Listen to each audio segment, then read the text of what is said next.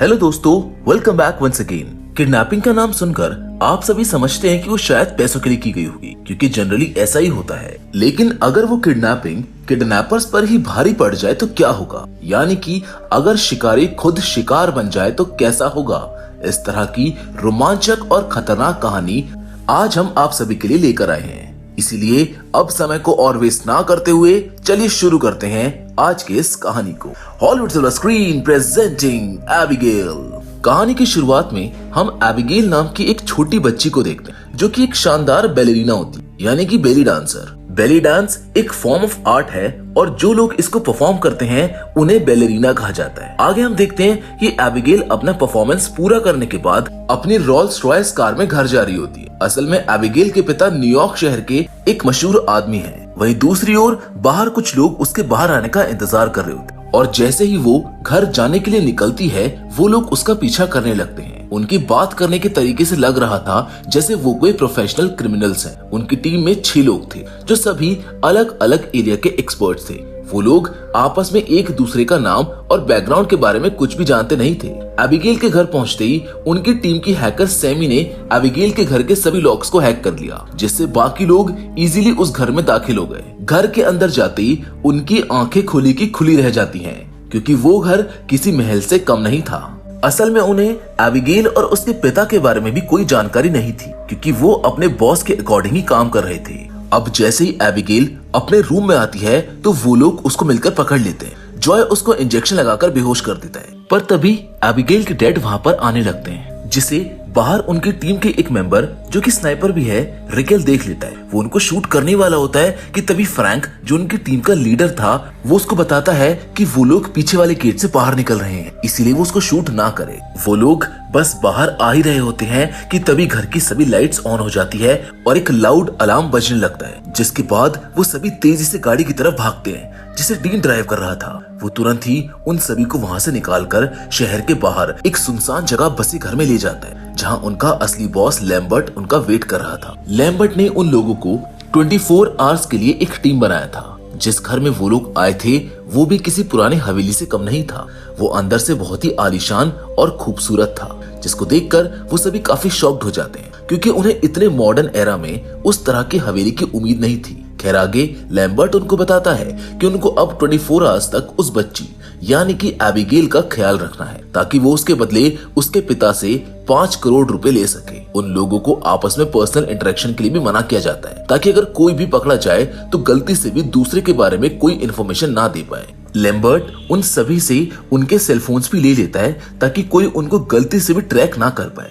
अब इस सब के बाद लैम्बर्ट उन्हें उस घर में छोड़कर वहाँ से चला जाता है। कुछ ही देर में सभी लोग आपस में साथ बैठकर पार्टी करने लगते हैं, जिसमें जॉय ड्रिंक नहीं करती है, लेकिन वो समय समय पर एक कैंडी खाती रहती है, जो कि काफी अजीब था। वहीं डीन जॉय से बार बार उसकी पर्सनल लाइफ के बारे में सवाल करता है और उसके ना बताने पर वो खुद से उसके और बाकी सब के बारे में भी कुछ ना कुछ कहानियां सुनाने लगता है, जिसके बाद फ्रैंक जॉय को $100 देकर उसे अपने बारे में बताने के लिए कहता है, जिस पर वो बताती है कि वो एक डिटेक्टिव है। ये सुनकर बाकी सभी लोग काफी एक्साइटेड हो जाते हैं, क्योंकि जॉय ने ये सिर्फ उसे ऑब्जर्व करके बता दिया था। अब बाकी लोग भी उसे अपने बारे में बताने के लिए कहते हैं, जिस पर वो बताती है कि पीटर एक क्रिमिनल है, सैमी एक अमीर लड़की है जो अपने आप को प्रूव करने के लिए वहाँ पर आई है, रिकल्स एक एक्स मरीन ऑफिसर है और डीन कोई प्रोफेशनल नहीं है बल्कि एक अनस्टेबल आदमी है, जिससे वो काफी इरिटेट हो जाता है। इन सब के बाद फ्रैंक जॉय से कहता है कि वो एक नशेड़ी है, क्योंकि वो हमेशा कैंडी खाती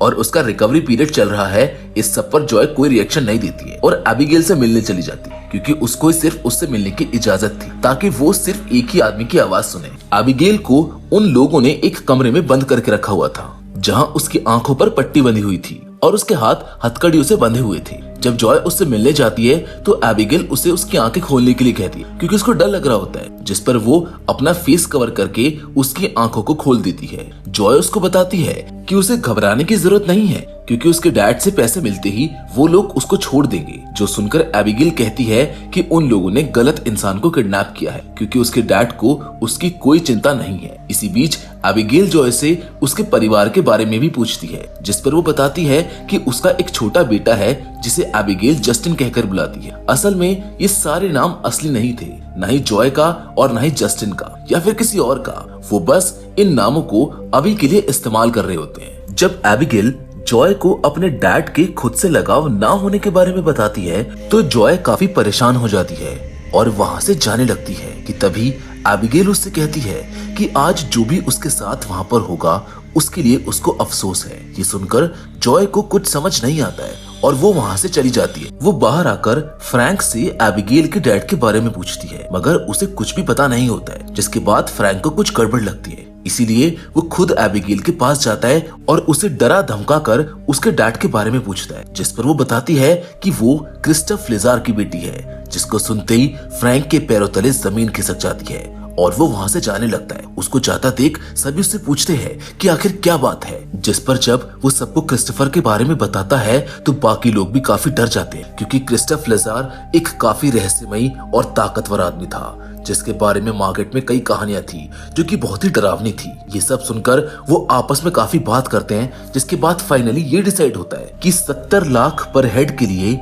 ये कोई बड़ा रिस्क नहीं है और वो सभी लैम्बर्ट के प्लान पर ही रहेंगे, जिसके पूरा होते ही वो एक दूसरे से कभी नहीं मिलेंगे। आगे फ्रैंक सभी लोगों को अलग अलग जगह तैनात कर देता है ताकि उन्हें आने वाले हर खतरे के बारे में पता चल सके, मगर असली खतरा तो उस घर के अंदर ही था जिससे वो लोग अनजान थे। सभी उस घर में आराम कर रहे थे जो कि बस थोड़े समय के लिए ही था। जिसके कुछ देर बाद सैमी अपने रूम में टेलीविजन देख रही होती कि तभी उसको लगता है कि उसके पीछे कोई है और वो जैसे उसको देखती है तो वहाँ पर भालू की शक्ल का एक आदमी बैठा होता है, जिसको देखकर वो बहुत डर जाती है, मगर असल में वो डीन होता है, जिसे देखकर वो गुस्से से उसे रूम से बाहर भगा देती है। अब डीन को वहाँ पर मजा नहीं आ रहा होता, इसीलिए वो उस घर में इधर उधर घूमने लगता है। कुछ देर बाद वो किचन में पहुंच जाता है जहाँ एक दरवाजा अचानक खुल जाता है। डीन को लगता है कि वहाँ पर कोई है, मगर उसको कोई दिखता नहीं है। जिसके बाद अचानक वहाँ पर एक बड़ा रैट आ जाता है, जिसको देख डीन काफी डर जाता है। आगे जैसे ही वो वापस जाने के लिए मुड़ता है तभी अचानक उस पर कोई हमला कर देता है और उसे खींचने लगता है। वो घबराकर चिल्लाने लगता है, जिसकी आवाज ऊपर बैठी सैमी सुन लेती है। वो किचन में आकर देखती है तो पहले तो उसको कोई दिखाई नहीं देता, मगर बाद में उसे एक ऐसा दृश्य दिखता है जिसको देखकर उसके होश उड़ जाते हैं और वो जोर जोर से चिल्लाने लगती है। उसकी आवाज सुनकर बाकी लोग भी वहां पर आ जाते हैं, जो देखते हैं कि सैमी डीन के सर को अपने हाथों में लेकर खड़ी है, जो कि काफी डरावना होता है। ये देखकर जॉय उन सभी को लेजर के हिटमैन वॉल्डेस की कहानी बताती है, जिसमें जब लेजर के 3 आदमियों को FBI ने पकड़ लिया था तो उनको 23 फ्लोर के एक रूम में रखा गया था, जिसमें सिर्फ एक विंडो और एक डोर था। वहीं उस रूम में बहुत से एजेंट और बाहर 2 एजेंट थे, पर अगली सुबह जब FBI वहां पर गई तो उस कमरे में बस खून ही खून था। असल में ये काम लेजर के खास आदमी वॉल्डेस का था, जो जानवरों की तरह इंसानों को मार डालता था। मगर ये कहानी कितनी सच है और कितनी झूठ, इस बात का किसी को कोई आइडिया नहीं था। ये सब सुनकर बाकी लोगों के तो होश ही उड़ जाते हैं, क्योंकि अब उन्हीं के बीच में एक मांसाहारी आदमी वॉल्डेस था। अब उन लोगों को वॉल्डेस को ढूंढना था, क्योंकि अगर ऐसा नहीं किया गया तो वो डीन की तरह सबको मार डालेगा। इसीलिए वो पूरे घर में गन लेकर उसको ढूंढने लगते हैं। जब वो एबिगेल के रूम में जाते हैं तो वो वहीं पर होती है। तभी अचानक रिकल्स वहां से जाने लगता है और जैसे ही वो मेन डोर ओपन करता है तो देखता है कि वहां पर एक और आयरन का गेट है जो लॉक्ड है। जब वो लोग वहां पर आए थे तो वो गेट वहां पर नहीं था, तो फिर अचानक वो गेट वहां पर कैसे आ गया? वो लोग ये सोच रहे थे कि तभी पीटर जोर से गेट को खोलने की कोशिश करता है, जिससे उस घर का लॉक सिस्टम एक्टिवेट हो जाता है और वहां पर मौजूद सभी खिड़की दरवाजे अपने आप ही बंद हो जाते हैं। इसका मतलब था कि अब उनमें से कोई भी वहां से बाहर नहीं जा सकता था। अब सबसे जरूरी था ये पता लगाना कि वॉल्डेस कौन है, क्योंकि उसने ऑलरेडी उनके एक साथी की जान ले ली थी। इसीलिए अब जॉय एबिगेल से एक बार फिर मिलने जाती है वो उससे पूछती है कि उसके और फ्रैंक के अलावा क्या और कोई उससे मिलने आया था, जिस पर एबिगेल बताती है कि फ्रैंक ही वॉल्डेस है। तभी रिकल्स जॉय को बाहर बात करने के लिए बुलाता है, जिस पर वो रिकल्स को फ्रैंक की असलियत बता देती है, जिसके बाद वो दोनों अलग अलग डायरेक्शन में जाकर बाहर जाने का रास्ता ढूंढने लगते हैं ताकि वो वहाँ से बाहर निकल पाए। पर तभी जॉय को उसके पीछे कुछ आवाज सुनाई देती है, जिस पर वो जैसे ही वहाँ पर देखती है तो उसको रिकल्स वहाँ पर खड़ा दिखाई देता है। लेकिन जॉय को ये थोड़ा अजीब लगता है, इसीलिए जब वो पास में जाकर देखती है तो रिकल्स की बॉडी को भी डीन की तरह ही किसी ने खा लिया होता है, जिसको देखकर वो बहुत घबरा जाती है। इसके बाद वो गन लेकर बाकी लोगों के पास जाती है और सबको बताती है कि फ्रैंक ही वॉल्डेस है। यहाँ फ्रैंक कहता है कि एबिगेल हमें एक दूसरे से लड़वा रही है। वो जॉय को रोककर पीटर को उसको मारने भेजता है, जिससे जॉय बचाने की कोशिश करती है। ऐसा करते हुए वो तीनों लोग आपस में लड़ने लगते हैं। तभी अचानक सैमी को कुछ अजीब दिखता है। वो देखती है कि एबिगेल ने अपना हाथ मोड़कर खुद को हैंडकफ से आजाद कर लिया है। उसके बाद वो अपना रूप बदलकर एक वैम्पायर बन जाती है। ये देखकर वहाँ सभी के होश उड़ जाते हैं और तभी एबिगेल पीटर पर हमला कर देती है, मगर फ्रैंक उसको गोली मार देता है, जिससे वो जमीन पर गिर जाती है। पर तभी वो वापस उठती है, जिसका मतलब था कि उसको गोली से मारा नहीं जा सकता है। उसके बाद वो सभी उसे रूम में लॉक करके वहाँ से भाग जाते हैं। फ्रैंक सैमी को वहाँ के लॉक्स को हैक करके ओपन करने के लिए कहता है, क्योंकि वो सब किसी तरह के मैग्नेटिक लॉक्स थे, मगर उनके पास किसी तरह की कनेक्टिविटी ना होने की वजह से वो पॉसिबल नहीं था। आगे वो लोग वैम्पायर्स को मारने के लिए जो भी उनको पता था उस सामान को इकट्ठा करने में लग जाते हैं। पर सैमी को उनका ये प्लान ठीक नहीं लगता है, क्योंकि उसके अकॉर्डिंग एबिगेल एक बहुत ही समझदार वैम्पायर है, इसीलिए वो उसको आसानी से नहीं मार पाएंगे। फ्रैंक और बाकी सब उसकी बात नहीं सुनते हैं और गार्लिक, होली क्रॉस और कुछ सामान लेकर उसे मारने के लिए जाते हैं। वो लोग उसको पूरे घर में ढूंढते हैं, जिसके बाद उन्हें वो एक हॉल में मिलती है, जिसको देखकर वो लोग हैरान रह जाते हैं, क्योंकि वो सैमी की सर कटी लाश के साथ बैले डांस कर रही होती है। उन लोगों को देखकर वो उनके ऊपर अटैक कर देती है और उनके सभी नुस्खे वहीं पर फेल हो जाते हैं, जिसके बाद वो सभी अपनी जान बचाकर वहाँ से भागने लगते हैं। एबिगेल डांस करते हुए उन लोगों के पीछे आ रही होती है। वो पीटर के होली क्रॉस से उसी की चेस्ट पर बहुत से घाव कर देती है और बाकी लोगों को भी बुरी तरह से मारती है। उसके बाद जब वो लोग वापस आते हैं तो जॉय उन सभी का इलाज करती है, जिसके बाद वो उनको बताती है कि उसके पास एक इंजेक्शन है जिसे उसने किडनैपिंग के टाइम में इस्तेमाल किया था, जिससे एबिगेल बेहोश हो गई थी। जिसके बाद वो लोग एक बार फिर उसे इंजेक्शन देकर बेहोश करने का प्लान बनाते हैं। अब क्योंकि जॉय के पास इंजेक्शन था, इसलिए सभी एबिगेल को ढूंढकर जॉय को आवाज देने का फैसला करते हैं। सभी अलग अलग जगह ढूंढते हैं, जहाँ सैमी अचानक एक पूल में गिर जाती है। पर एक वैम्पायर के घर में कोई नॉर्मल पूल, ये कैसे हो सकता है? वो पूल कीचड़ और लाशों से भरा हुआ था, जिसे देखकर सैमी अधमरी सी हो जाती है। वो सभी को आवाज देती है और बहुत मुश्किल से उसमें से लाशों के ऊपर से चढ़कर बाहर निकलती है। वो सभी लोग सैमी की मदद करने के लिए निकलते हैं, मगर तभी पीटर के सामने एबिगेल आ जाती है, जिससे डरकर वो भागने लगता है। वो बाकी लोगों को भी इस बारे में बताता है, जिसके बाद सभी पीटर की तरफ जाने लगते हैं। एबिगेल उन सभी का उड़कर पीछा करती है, जिससे वो लोग और भी ज्यादा शॉक्ड रह जाते हैं। वो सभी उससे बचकर भागते हैं, जिसके बाद जैसे ही जॉय उसको इंजेक्शन लगाने जाती है, एबिगेल उसको दूर फेंक देती है। वो सब लोग जॉय को बचाने की कोशिश करते हैं, जिस बीच एबिगेल सैमी को काट लेती है। पर तभी पीटर उसको पकड़ लेता है और उसी वक्त जॉय उसको इंजेक्शन लगा देती है, जिससे वो बेहोश हो जाती है। इन सब के बाद सैमी बहुत घबराने लगती है, क्योंकि उसको एक वैम्पायर ने काट लिया था। वो लोग एबिगेल को बेसमेंट में मौजूद एक पिंजरे में बंद कर देते हैं, जहां वो उससे निकलने का रास्ता पूछते हैं, मगर वो उनको रास्ता बताने के बजाय उन सबके राज खोलने लगती है जो उन्होंने कभी किसी को नहीं बताए होते। वो बताती है कि असल में लैम्बर्ट, जो उन सबका बॉस है, वो उसके लिए काम करता है और उसी ने उन लोगों को यहाँ पर बुलाया है। यानी कि ये किडनैपिंग खुद एबिगेल ने प्लान की थी, ताकि वो उन सभी को यहाँ लाकर मार सके। वो सभी लोग जो वहाँ पर मौजूद थे, उन्होंने किसी न किसी तरीके से क्रिस्टोफर फ्लेचर, जो कि एबिगेल के डैड है, उनके बिजनेस को नुकसान पहुंचाया था। इसीलिए वो उन सभी को वहां पर मारने के लिए लाई थी। ये सब सुनकर वो सब तो जैसे पागल ही हो जाते हैं, क्योंकि उनकी पूरी दुनिया एक ही दिन में पलट गई थी। तभी एबिगेल उन सब को आपस में लड़वाने की कोशिश करती है, जिसमें पीटर घायल हो जाता है। तभी बाकी लोग फ्रैंक को वहां छोड़कर पीटर का ट्रीटमेंट करने के लिए बाहर चले जाते हैं। जिस बीच फ्रैंक एबिगेल से उसकी फ्रीडम के बदले वहाँ से बाहर जाने का रास्ता पूछता है, जिस पर एबिगेल उसको बताती है कि लाइब्रेरी में एक सीक्रेट डोर है। मगर फ्रैंक जब उसको आजाद करने से इनकार कर देता है तो वो खुद उस पिंजरे को तोड़कर आजाद हो जाती है। वो उसके ऊपर हमला करती है, पर तभी वहाँ पर जॉय आ जाती है, जो वहाँ लगे कुछ वुडन स्टिक्स को हटा देती है, जिससे उस रूम में सनलाइट आने लगती है। सनलाइट जैसे ही एबिगेल के हाथ पर पड़ती है तो वो ब्लास्ट हो जाता है, जिससे वो चिल्लाकर एक साइड में बैठ जाती है और वो सभी वहाँ से निकलकर लाइब्रेरी में आ जाते हैं। फ्रैंक वो सीक्रेट दरवाजा ढूंढने लगता है, मगर वहाँ पर कुछ होता तभी तो उसको मिलता। लाइब्रेरी में ऊपर से सनलाइट आ रही होती है, इसीलिए वो लोग वहीं पर खड़े हो जाते हैं ताकि वो एबिगेल से बच सके। और इधर एबिगेल एक बार फिर रात होने का इंतजार करने लगती है। लाइब्रेरी में वो सभी बात करते हैं कि उन्हें वहाँ से कैसे भी निकलना होगा, क्योंकि वो लोग एक रात और वहाँ जिंदा नहीं रह पाएंगे। तभी सैमी कहती है कि उसे सिर्फ एक पावर सोर्स चाहिए ताकि वो उस घर के लॉक्स को रीसेट कर सके। उसके बाद वो लोग वहाँ से बाहर निकल पाएंगे।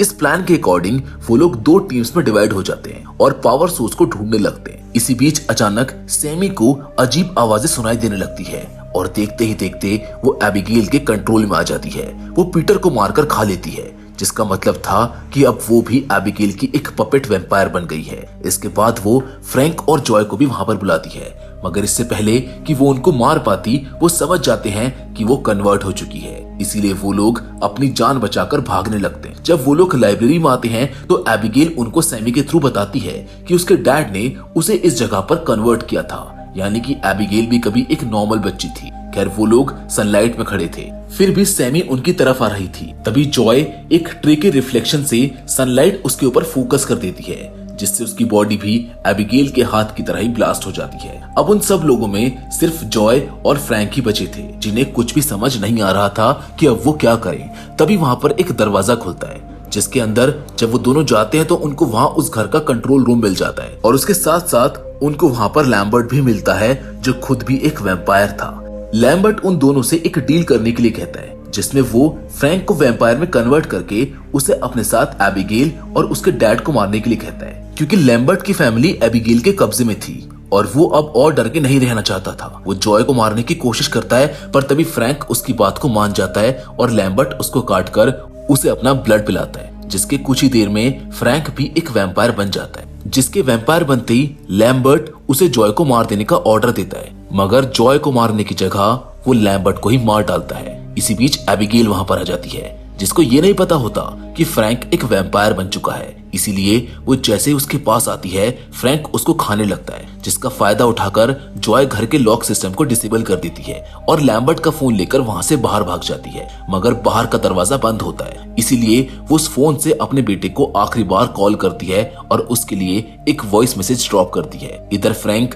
लैम्बर्ट और एबिगेल को मारकर जॉय को मारने के लिए आता है, वो उसको बाहर फेंक देता है। अब सारी वैम्पायर्स की पावर फ्रैंक के अंदर भी आ गई होती है, इसीलिए वो भी उड़ सकता है। इन पावर से उसको बहुत अच्छा महसूस होता है। वो जॉय को बहुत ज्यादा मारकर तड़पाता है। तभी वहां पर एबिगेल आ जाती है और जॉय से फ्रैंक को हराने में मदद मांगती है, क्योंकि वो ये अकेले नहीं कर सकती थी। फ्रैंक बहुत ही ज्यादा पावरफुल हो गया था और इसी वजह से एबिगेल भी उसके सामने टिक नहीं पा रही थी। वो उन दोनों को बहुत बुरी तरह से मारता है, जिसमें एबिगेल तो रिकवर हो जाती है, मगर जॉय को बुरी तरह से चोट लग रही थी, क्योंकि उसका इंसानी शरीर उस मार को सह पाने के लिए काफी कमजोर था। एबिगेल उसकी मदद करने की पूरी कोशिश कर रही होती है, मगर फ्रैंक की ताकत के सामने उसकी एक नहीं चलती और वो उसको बुरी तरह से घायल कर देती, जिसके बाद वो जॉय को भी काट लेती है, जिससे फ्रैंक को लगता है कि वो भी अब एक वैम्पायर बन चुकी है। मगर वो पलटकर उस पर ही वार करती है, पर वो बच जाता है और इसी बीच एबिगेल भी फ्रैंक के ऊपर अटैक कर देती है। इस तरह वो दोनों मिलकर फाइनली फ्रैंक को मार देते हैं। लास्ट में एबिगेल जॉय को उसकी मदद के लिए थैंक्स कहती है और अब क्योंकि फ्रैंक मर चुका था इसीलिए जॉय अब वैम्पायर नहीं बनेगी, जिसके बाद जॉय वहां से जाने लगती है। तभी वहां पर क्रिस्टोफ लेजर आ जाता है, जिसे देखकर जॉय के हाथ पैर फूल जाते हैं, क्योंकि वो भी एक वैम्पायर था